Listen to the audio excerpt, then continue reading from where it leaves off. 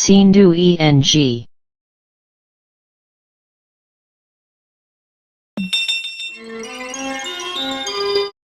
English to Sindhi unit number 1. In this unit we would learn the usage of a and it. हिन unit में असां सिखंदासीं a and it जो इस्तेमाल.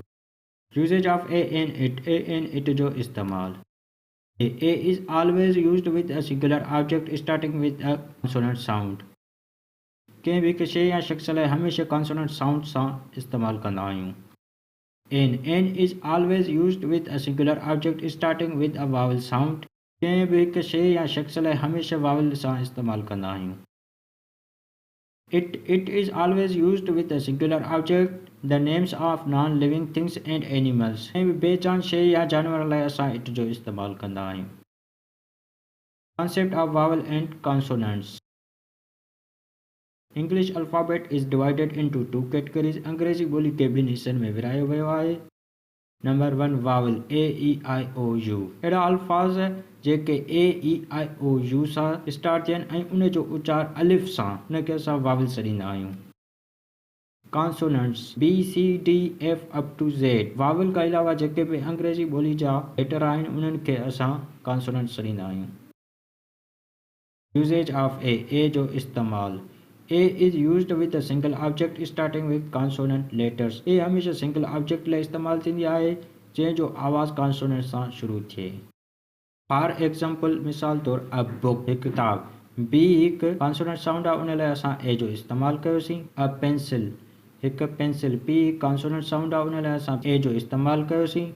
अ chair हिकु कुर्सी CH हिकु कॉन्सोनेंट साउंड आहे उन लाइ असां A जो इस्तेमालु कयोसीं. अ डेस्क हिकु मेज़ D कॉन्सोनेंट साउंड आहे उन लाइ असां A जो इस्तेमालु कयोसीं. यूसेज ऑफ N जो इस्तेमाल. N is used with a single object starting with a vowel A E I O U letters. N हमेशा सिंगल ऑब्जेक्ट लाइ इस्तेमाल कंदा आहियूं जंहिंजो आवाज़ वावल सां शुरू थिए. For example an apple A हिकु वावल साउंड आहे उन लाइ असां N जो इस्तेमालु कयोसीं. एन ऑरेंज हिकु नारंगी O हिकु वावल साउंड आहे उन लाइ असां N जो इस्तेमालु कयोसीं. एन एलिफेंट हिकु हाथी E हिकु वावल साउंड आहे उन लाइ असां N जो इस्तेमालु कयोसीं. एन अम्ब्रेला हिकु छत्री U हिकु वावल साउंड आहे उन लाइ असां N जो इस्तेमालु कयोसीं. यादि रखो जिते U जो आवाज़ J में हुजे अलिफ जे बजाए J में हुजे उन लाइ असां कॾहिं बि N न इस्तेमालु कंदासीं. मिसाल तौरु यूनिवर्स यूनिवर्सिटी वग़ैरह. More information about A N बाबति वधीक तफ़सील.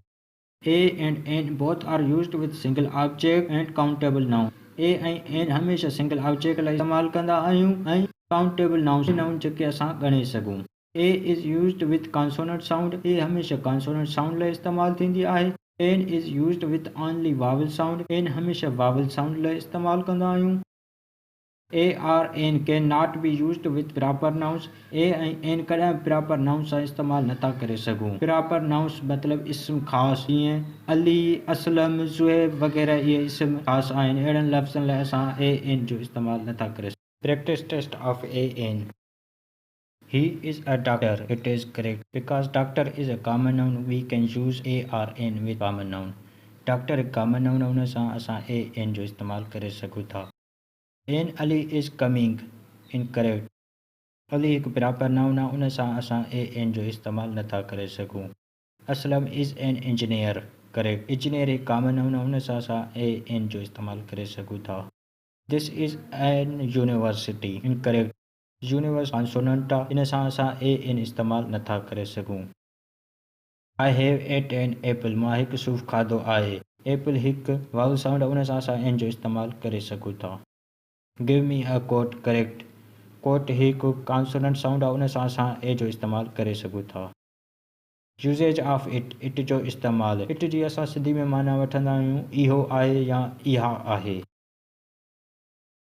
It is used with a single object, usually with non-living things and animals. It हमेशा सिंगल ऑब्जेक्ट लाइ इस्तेमालु थींदी आहे अक्सर करे बेजान शयुनि लाइ ऐं जानवरनि जे लाइ. It is a book. इहो हिकु किताबु आहे. बुक हिकु बेजान शइ आहे इन लाइ असां इट इस्तेमालु करे सघूं था. It is an apple. Apple हिकु बेजान शइ आहे इन लाइ असां इट इस्तेमालु करे सघूं था. It is a dog. इहो हिकु कुतो आहे. Dog is an animal we can use it with it. असां इट डॉग सां इस्तेमालु करे सघूं था। Thank you for watching my channel. Press the subscribe button to never miss an update.